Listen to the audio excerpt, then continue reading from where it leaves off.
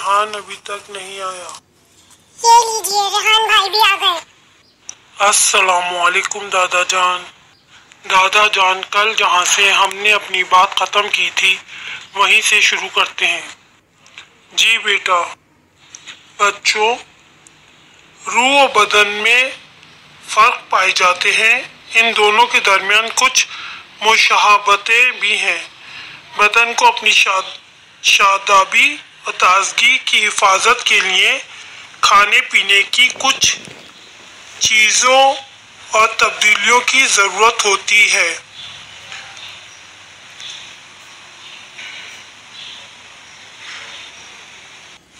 दादाजान, क्या रूह को भी इन चीजों की जरूरत होती है? बेटा, रूह भी अपने हिस्से के मुताबिक ग़िज़ा चाहती है। रूह की ग़िज़ा इल्म, हिकमत, ईमान और यकीन है। दादाजान, जैसे अगर जिस्म को ग़िज़ा ना मिले तो वो मुरझा जाता है, मुर्दा हो जाता है। जी बेटा, इस तरह रूह भी मुर्दा और बेकल हो जाती है। वो चीज़ें जो रूह की मुर्दगी और बेकली का सबब बनती हैं वो इन चीज़ों से मुख्तलिफ होती हैं जो बदन को मुर्दा और कमज़ोर करती हैं। हज़रत अली अलैहिस्सलाम फरमाते हैं, रूह भी जिस्मों की तरह खास्तगी और अफसुर्दगी महसूस करती है। जब तुम्हारी रूह अफसुर्दगी का इजहार करे तो हिकमत और खास दिल पजीर अफकार में खुद को मशगूल कर लो। इस तरह रूह बदन की तरह बीमार भी होती है, इसे भी इलाज और दवा की जरूरत पड़ती है।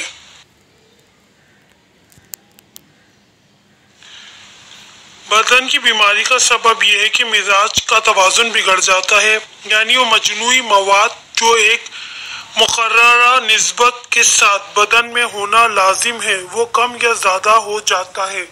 वो लाजमी तरतीब जिस पर खुदावंद आलम ने इंसान के जिस्म को कुदरती तौर पर बनाया है वो बिगड़ जाती है।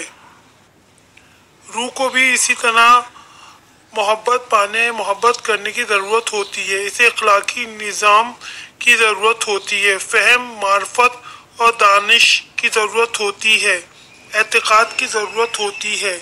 इसे एक मजबूत सहारे की ज़रूरत होती है जिस पर भरोसा करे, जिससे उम्मीद बांधे कि वो कामों में इसकी आयानत करेगा। ये तमाम इस ज़रूरी मवाद की मानिंद है जो मिजाज और रूह के लिए ज़रूरी है, और अगर इसका तवाज़ुन एतदाल ख़त्म हो जाए तो फिर कोई चीज़ इंसान को खुशी और सुकून नहीं दे सकती।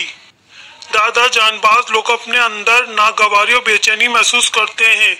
जो ही इनसे बात का एहसास होता है वो खुश नहीं होते और ठंडा मीठा पानी इनके हलक से नीचे नहीं उतरता।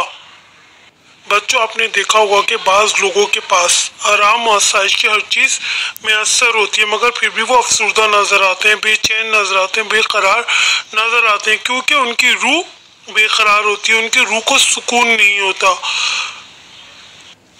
इसीलिए कुरान करीम फरमाता है, जान लो कि सिर्फ जिक्र इलाही याद खुदा है जिससे रूह सुकून पाती है, दिल इत्मीनान महसूस करता है। और हज़रत अली अलैहिस्सलाम फरमाते हैं, खुदा ने अपने जिक्र, अपनी यादों को दिलों की जिला और रोशनी का सबब करार दिया है। इसके ज़रिए कान खुले, आँख बीना और दिल मुतमईन होते हैं। तो दादा जान, रूह को पुरसुकून रखने के लिए रमज़ान एक बेहतरीन महीना है। जी हाँ, रमज़ान में हम लोग कुरान पढ़ते हैं, नमाज़ें पढ़ते हैं, इबादत करते हैं तो हमारी रूह को सुकून मिलता है। जी, आप लोग बिल्कुल दुरुस्त कह रहे हैं। बस दोस्तों, हमारे चैनल को सब्सक्राइब कीजिए ताकि इसी तरह हम आपको अच्छी अच्छी बातें बताते रहें। हमारे चैनल को सब्सक्राइब कीजिए ताकि हमारी आने वाली वीडियो सबसे पहले आपको देखने के लिए मिले।